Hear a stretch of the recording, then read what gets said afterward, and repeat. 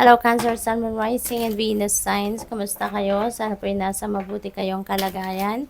Welcome back po sa Star Tarot. Kung bago kayo rito, welcome din kayo. Thank you for your support.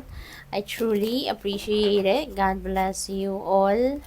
Cancer, pauna mensahe ninyo, don't hate. Okay? Instead, mag-meditate kayo. Huwag kayong magagalit. No? At isang tabi ang galit at humingang malalim, mag-breathing exercises. 'Di ba?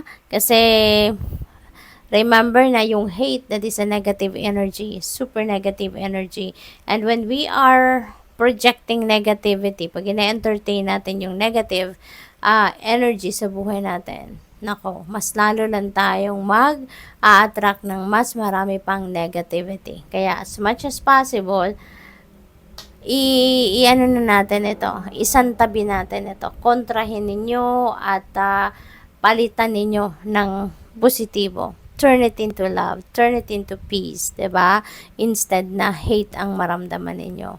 Okay, kalmahin ang sarili para hindi kayo umabot sa ganitong pagkakataon na talagang kayo ay super magagalit, no? What else? We have spiritual abundance. Napakaganda ng biyayang ito. Paparating sa inyo. Sabi dito, pwede ninyong i-pray ito. Thank you, angels, for blessing me with infinite abundance. Napakaganda. Parang walang katapusang biyaya at ako nakikita ninyo, 'di ba? Ang hawak-hawak ng angel na to, gold coins, 'di ba? So maaaring sobrang daming pera ang paparating sa inyo, or pwede rin na yung kaperahang ito wala nang katapusan. Tuloy-tuloy ang pagpasok, tuloy-tuloy ang pag-flow siguro ng kaperahang ito towards you, Cancer, no? Kaya napakaganda. What else? We have speak your truth. Okay? Sabi dito, thank you, Gabriel, for helping me to speak with integrity. Ayan. So, tutulungan kayo ni Archangel Gabriel dito to speak your truth. Siguro, Cancer, hindi kayo nakakapagsabi, no, ng kung ano ang totoo ninyong nararamdaman. Maaaring pinipigilan ninyo ang inyong sarili because pwedeng may kumukontra kasi sa'yo, or pwedeng hindi ka malayang magsalita, or hindi ka malayang mag-express ng kung ano ang nasa isip at damdamin mo. Pwedeng ganon. Pwede rin naman na natatakot ka or nahihiya ka, no? But for whatever reason, no, Archangel Gabriel is going to help you, no, na magising ka sa katotohanan at magkaroon ka ng lakas ng loob, no, na magsalita, no, ipahayag kung ano man ang totoo mong nararamdaman, or kung ano ang totoong nilalaman, ano, ng inyong puso. Tignan natin kung ano pang mga mensahe para sa iyo. We have it's up to you. Ayan. So, parang kung ano man ang gusto ninyong decision dito, for some of you, Cancer, pinapaubaya na sa iyo ng universe, no? Parang binibigyan ka ngayon ng liberty to decide, no? For your own. Kaya napakaganda. Kasi binibigyan ka rito ng kalayaan na gawin kung ano ang gusto ninyong gawin. 'Di ba? It's up to you. 'Di ba? Maaari kasi na meron akong naririnig na stubborn. So, ang iba siguro sa inyo nagpapaka-stubborn. So, parang sinasabi sa inyo dito na, well, Cancer, it's up to you. 'Di ba? Hindi nagkulang, no, yung universe, yung mga angels ninyo, the rest of your spirit team, hindi nagkulang sa pagpapaalala sa iyo, sa pagbibigay ng divine guidance sa inyo. So, it's all up to you to decide, no? What else?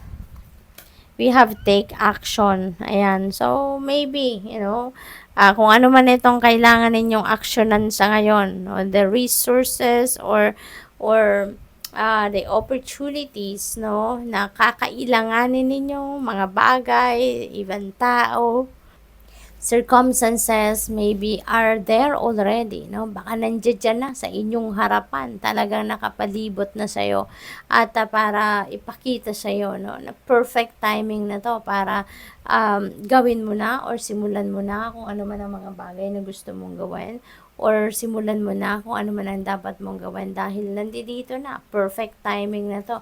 All the conditions are perfect na para mag-take action na kayo, di ba? Kasi siguro, kung ano man ito, Kasi siguro hindi kayo masyadong desidido before. Kasi unang-una, baka nagpo-procrastinate kayo. Baka nagdududa kayo sa inyong kakayanan, nagdududa kayo sa inyong sarili, nagdududa kayo sa iyong mga plano. Pwedeng ganun din ang ganap dito, kaya hindi kayo nagtitake action. Possible din na hindi kayo nagtitake action before kasi nakikita ninyo na parang, teka lang, parang mahihirapan ako rito. Kasi parang kung anong kailangan ko para makapag first step man lang ako, ay parang siya muna ang hahanapin ko. 'Di ba? Parang siya muna yung pagtutuunan mo ng panahon para makuha mo. So, parang ganon, no? Ang iba naman sa inyo. So, but now, for sure, no? The conditions around you are perfect. People were lined up already along your path. Resources na kakailanganin nyo. Circumstances, diba? Unfolding na talagang that will support, no? Kung ano man ang dapat ninyong gawin dito. No? Kaya good luck sa'yo. Huwag na kayong magdalawang isip pa. Look for a sign. Ayan, see? You're divinely guided, no? Napakaswerte ninyo, napaka-blessed ninyo.